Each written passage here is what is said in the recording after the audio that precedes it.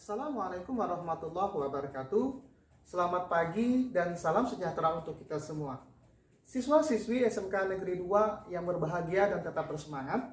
Sebelum kita memulai pembelajaran kali ini, marilah kita berdoa menurut agama dan kepercayaan kita masing-masing. Berdoa dimulai. Berdoa selesai. Siswa-siswi SMK Negeri 2 yang bersemangat, sebelum kita memulai pembelajaran kali ini, adapun tujuan pembelajaran kita adalah setelah siswa berdiskusi dan menggali informasi, maka siswa dapat menentukan negasi, konjungsi, disjungsi, implikasi, dan diimplikasi secara santun. Sebelum kita melanjutkan materi ini, yang pertama-tama harus kita ketahui adalah logika. Logika itu berasal dari bahasa Yunani yang artinya logos. Bahasanya logos. Kalau diartikan, hasil pertimbangan akal pikiran yang diutarakan lewat kata dan dinyatakan dalam bahasa. Nah, di dalam bahasa logika itu terdapat pernyataan dan kalimat terbuka. Apa sih pernyataan itu? Pernyataan adalah suatu kalimat yang bernilai benar atau salah saja, tetapi tidak sekaligus benar atau salah. Saya ulangi, suatu kalimat yang bernilai benar atau salah saja, tetapi tidak sekaligus benar atau salah. Selanjutnya, kalimat terbuka adalah kalimat yang memuat variabel dan menjadi pernyataan jika variabel tersebut diganti dengan konstanta dalam himpunan. Saya ulangi, kalimat yang memuat variabel dan menjadi pernyataan jika variabel tersebut diganti dalam himpunan. Baik, siswa-siswi SMK Negeri 2 yang bersemangat, apakah sudah memahaminya? Baik, kalau belum paham, kita contohkan lagi. Contoh kalimat terbuka. Pandemi COVID-19 berasal dari negara X. Ini adalah contoh kalimat terbuka. Karena ada mengandung variabel negara X. Negara apa itu? Nah, jika seandainya negara X itu kita ganti dengan pandemi COVID-19 berasal dari negara Cina. Yang awalnya ada negara X berubah negara Cina. Nah, kalimat terbuka berubah menjadi pernyataan yang bernilai benar. Benar nggak negara Cina itu adalah asalnya pandemi COVID-19? Benar. Jika seandainya negara X tadi kita ganti dengan pandemi COVID-19 berasal dari negara Jepang. Nah, benar nggak negara Jepang itu adalah awal mulanya pandemi COVID-19? Tidak. Jadi pernyataan ini, jadi kalimat terbuka tadi berubah menjadi kalimat pernyataan yang bernilai salah. Baik, bagaimana anak-anak? Oke, kita lanjutkan. Contoh kalimat pernyataan. Siswa melaksanakan pembelajaran dari rumah secara online untuk mencegah penyebaran COVID-19. Kita ulangi, siswa melaksanakan pembelajaran dari rumah secara online untuk mencegah penyebaran COVID-19. Benar nggak nih, kalau belajar dari rumah bisa mencegah penyebaran COVID-19? Benar, berarti ini adalah kalimat pernyataan yang bernilai benar. Selanjutnya, adakah contoh kalimat yang bukan pernyataan? Ada.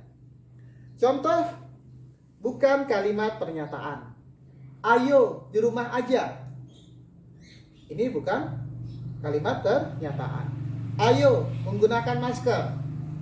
Ini juga bukan kalimat pernyataan. Baik, siswa-siswi SMK Negeri 2, apakah sudah paham?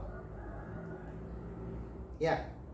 Selanjutnya kita lanjutkan ingkaran atau negasi dari pernyataan.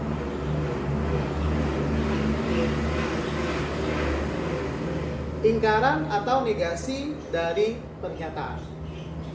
Jika P adalah suatu pernyataan, maka ingkaran atau negasinya dinotasikan sebagai negasi P. Ya, saya ulangi, jika P adalah suatu pernyataan, maka ingkaran atau negasinya dinotasikan sebagai negasi P. Apabila pernyataan P bernilai benar, maka pernyataan negasi P bernilai salah. Sebaliknya, bila pernyataan P bernilai salah, maka pernyataan negasi P bernilai benar. Saya ulangi, apabila pernyataan P benar, maka pernyataan negasi P bernilai salah.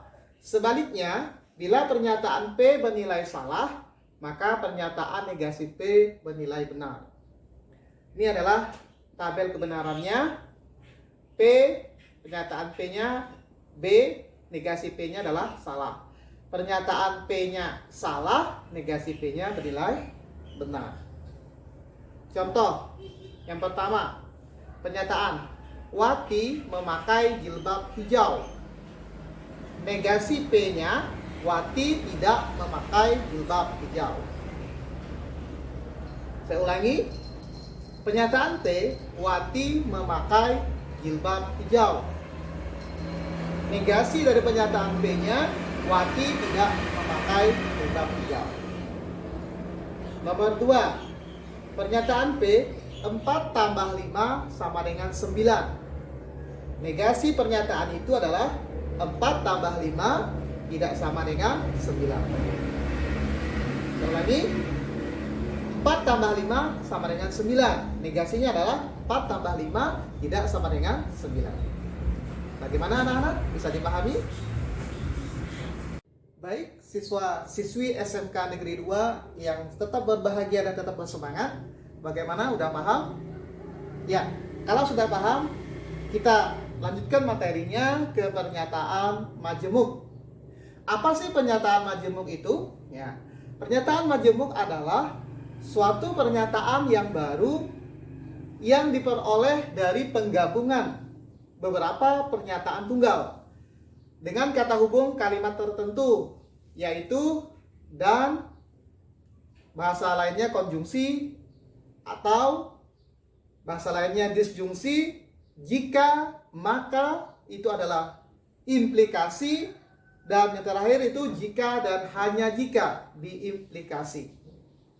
Saya ulangi, pernyataan majemuk adalah suatu pernyataan baru yang diperoleh dari penggabungan beberapa pernyataan tunggal dengan kata hubung kalimat tertentu, yaitu dan, konjungsi, atau disjungsi, jika P, implikasi, jika dan hanya jika diimplikasi. Kita lihat contoh kalimat majemuk. Yang pertama, sepeda motor merupakan alat transportasi yang paling murah, tetapi dapat membahayakan pengemudinya. Ini adalah contoh kalimat majemuk. Yang kedua, jika musim hujan, maka di Jakarta terjadi banjir.